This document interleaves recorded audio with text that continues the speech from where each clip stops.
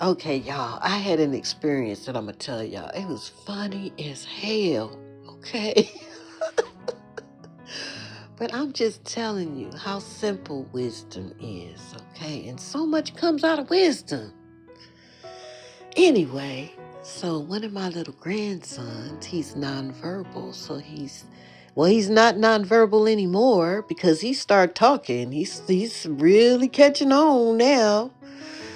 Oh, it's just so beautiful. Thank you, Yahweh. So anyway, his therapist, he's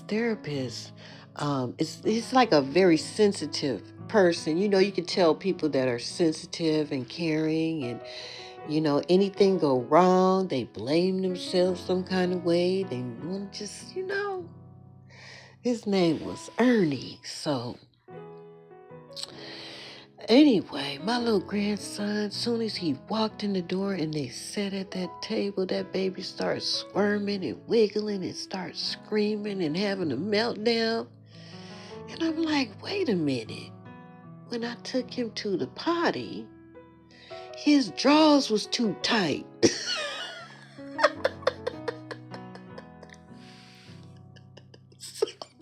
So the baby's having a meltdown, and Ernie is sitting there like he's afraid of the baby being angry with him. And Ernie's telling me, I really don't want him to hate me, because if he hates me, he won't learn anything. And I don't know.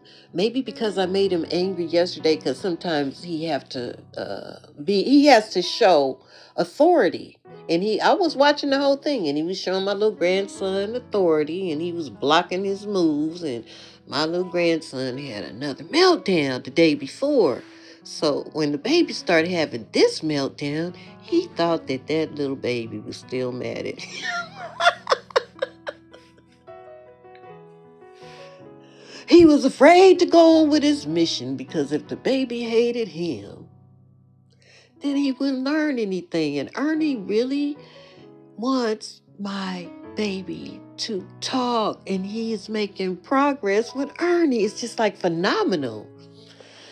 Anyway, me and Ernie had some good conversations, and we talked about things, and it was just like a beautiful experience to be there every day that Ernie was working with the baby. So anyway, the baby's having this damn meltdown. I mean, he was having a horrible, terrible one too.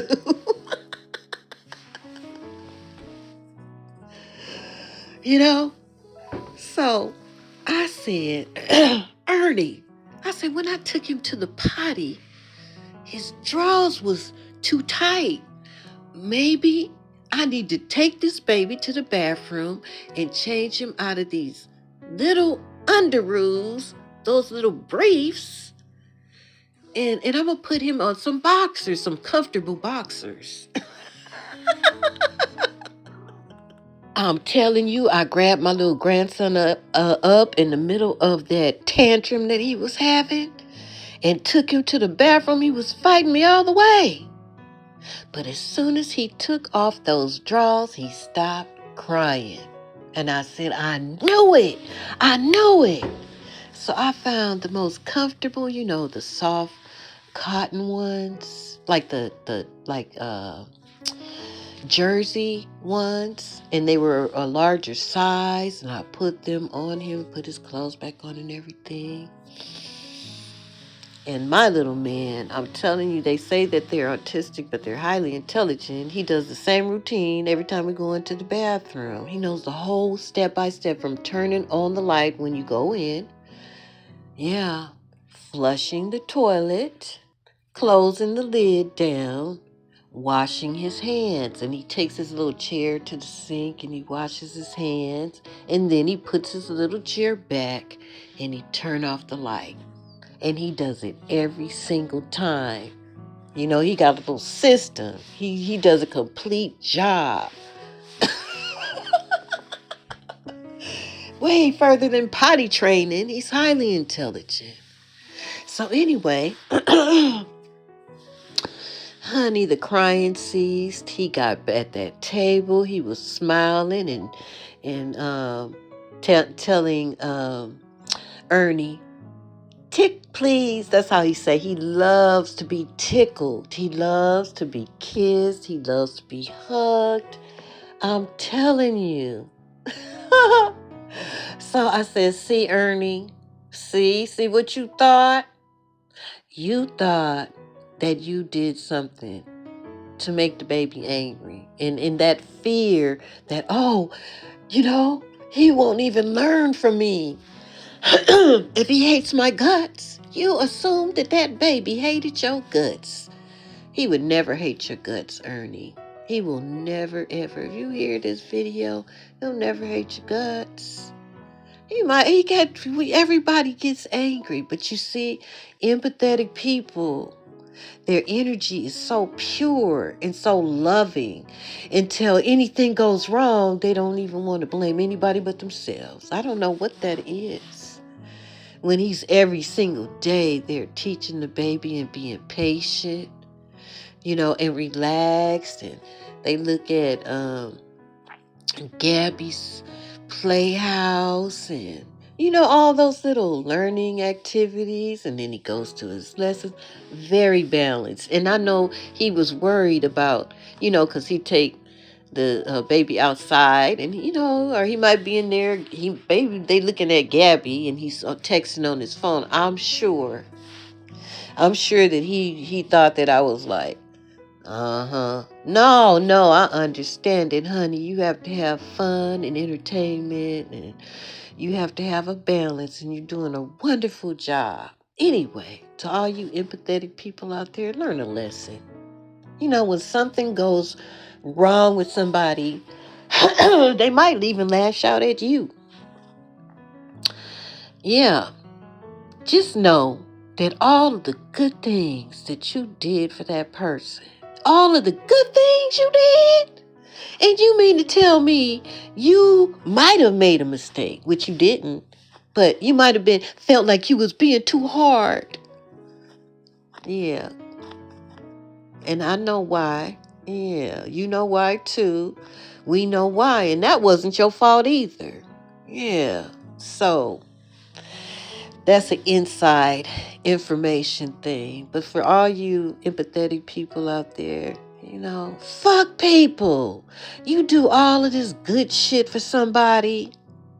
You do all of this good sacrificing energy for them, and they just, they gobble it all up. They gobble it all up. And soon as you make one itsy bitsy tiny mistake, yeah, they robbed you of your energy because they never reciprocated with appreciation. You understand? You see how Mother Wisdom is? She's so beautiful. Anyway, I wanted to share that lesson with y'all. Just a little nugget. Y'all be encouraged. Grade yourself. Don't let anybody grade you. Shit. Don't let them grade you. Hell. What they did is they used your energy. They collected your energy. They drained you without reciprocating. So now it's time for you to be wise with your energy of empathy. See, like when I directed I put a lot of goodness in the justice scales for my son that I love. So I used my empathy. I used my energy of empathy, all the energy that I had. Yeah, to do something good in these last days. Because, see, I want some bonuses in this great reset. Yeah. So everything I did, I directed that energy to my son because I want my son to know, I love you, son. I got your back. I got your back. Yeah, I'm going to try my best to make it easy for you and for your peace. So I know that he appreciates it and he loves it. And I got that opportunity to put some goodness in the justice scales for my good and righteous son. My son always been good since the day he was born. And I'm proud of him. And I stand as a mother testifying for my son that is a good and righteous man that has withstood the test. That man has, not one autistic son, but two autistic sons. And a beautiful little girl. Yup. And they're highly intelligent. They just nonverbal, and their understanding of things is different from ours. Hell, they might hear words just like the Most High God of Israel hear.